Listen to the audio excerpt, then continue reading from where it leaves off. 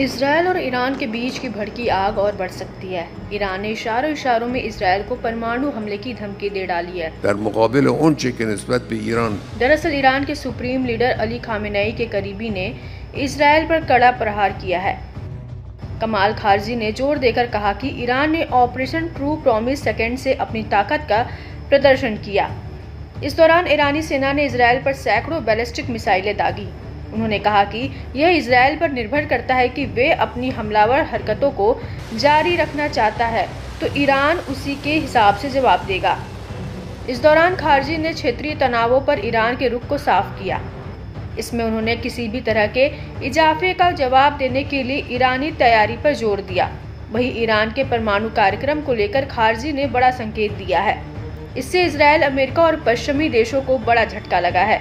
खारजी ने ईरान के परमाणु योजना में संभावित बदलाव का इशारा किया है।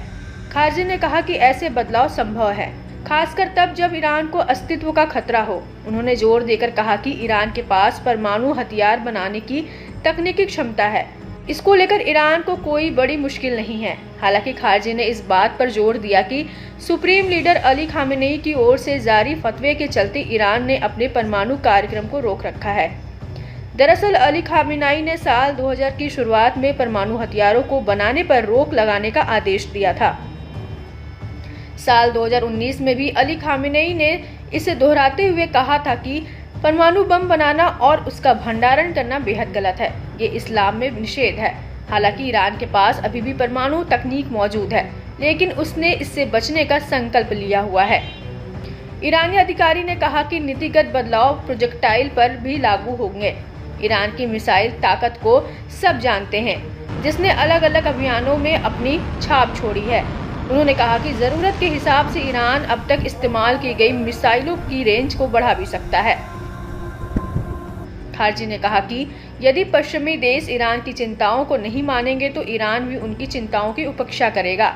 इजराइल आसमान युद्ध का नेतृत्व कर रहा है, जो लोगों का विनाश कर रहा है। इजराइल उन लोगों से लड़ रहा है जो अपने जीवन, अस्तित्व और भूमि की रक्षा कर रहे हैं। उम्मीद है कि युद्ध जल्द ही खत्म होगा। इजराइल भयानक तरीके से पूरे जाति का सफाया कर रहा है, जबकि वह गलती से यह मान रहा है कि उसने जीत हासिल कर ली है। इस तरह की कार्रवाइयों को सच्ची जीत नहीं माना जा सकता, बल्कि मानवाधिकारों का गंभीर उल्लंघन माना जा सकता है। इस दौरान खारजी ने इजराइल की बर्बरता से निपटने के लिए अंतर्राष्ट्रीय समुदाय को जागने और इजराइल पर दबाव बनाने की अपील की। इस दौरान उन्होंने यूरोपीय देशों और अमेरिका को कोसते हुए कहा कि वह सब इस तरह की क्रूर और आपराधिक इकाई का समर्थन करते हैं, वित्त पोषित करके और हथियार भेजकर अमानवीय कामों का बचाव कर रहे हैं। ईरानी अधिकारी ने निराशा जताई कि इजराइल अपने दायित्वों का पालन नहीं कर रहा है। वह वार्ता में शामिल होने की बजाय ईरान पर प्रतिबंध लगा रहा है।